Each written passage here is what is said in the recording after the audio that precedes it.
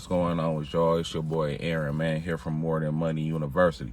I'm about to get right into this one, man. So I want to tell y'all how doing gig work has helped me become a better trader. This is part 2.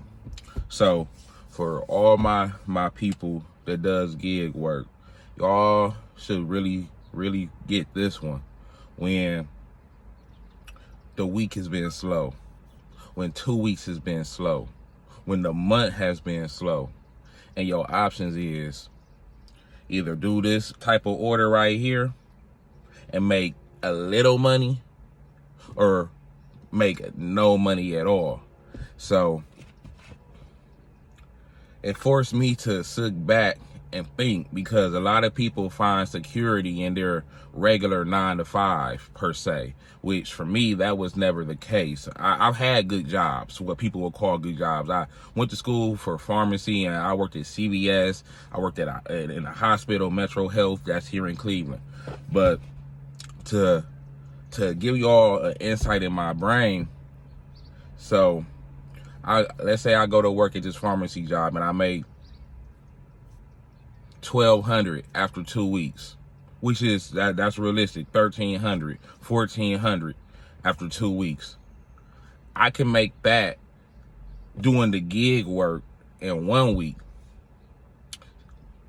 In 1 week, here's some proof right here. So why wait 2 weeks and make the same amount? Yeah, it's job security per se, depending on how you look at it. However, this is why I say y'all gonna feel me. So you start doing these gig apps, and for 2, 3, 4 months, you make a killing. I'm talking about you making $1,500 a week minimum. 7 days in a week. You might work 7 days, you might work 6 days, but you making it. Excuse me, it's early, y'all. It's early. Day after the 4th of July. And let me correlate this together. So you're used to having good weeks doing gig work, and now it done slowed down. Well, in the market, the same thing can happen. So you gotta have a financial strategy that's not dependent on a day-to-day thing.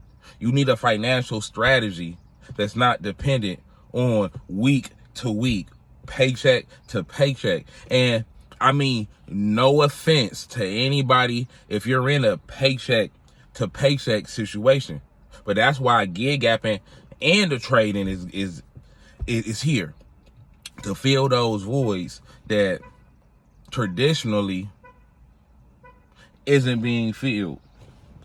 Y'all gotta excuse me, I'm outside, I'm in the car with it. I had to make this video for y'all before I started my day, because this was on my mind, and it was I feel it's highly important.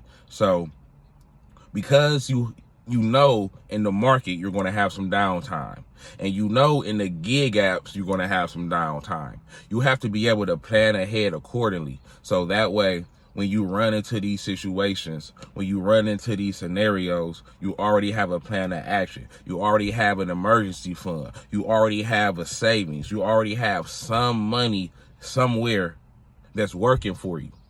So because I've seen the downsides on the gig apps and the trading, it forced me to really reassess how I was spending my money, when I was spending my money, and what I was spending it on.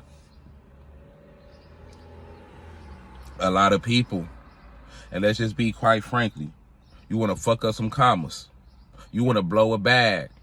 You want to have a good time. You want to drink. You want to have a good time, go out. And then at the end of the week, or the next day even, next morning even, you look around and you be regretting it silently. You might not say it, but silently you be regretting it. So what I learned is you got to be able to weather the storm. You got to be able to think further than just next week, further than just next month, especially if you got family, especially if you got kids, because see, these bills ain't gonna stop, and they don't care. So when that gig gapping is slow and I hop into that market, it's the same thing. Today, I might take a lesson on $125 to make $300 the next day. I might take a lesson on $700 to make $1,200 the next day. I might take a lesson on $1,000. That's my biggest singular lesson, because remember, it's lessons over losses. But after I took that, I bounced back with a $3,200 trade off the crypto, off Bitcoin, off Ethereum. So I'm sharing this with y'all because this is vitally important, that you have an exit plan and you learn the money rules that can be applied in any situation. See, these money rules isn't just for gig apps. And for my people with the irregular 9 to 5, sometimes life be lifing and you might need that extra income.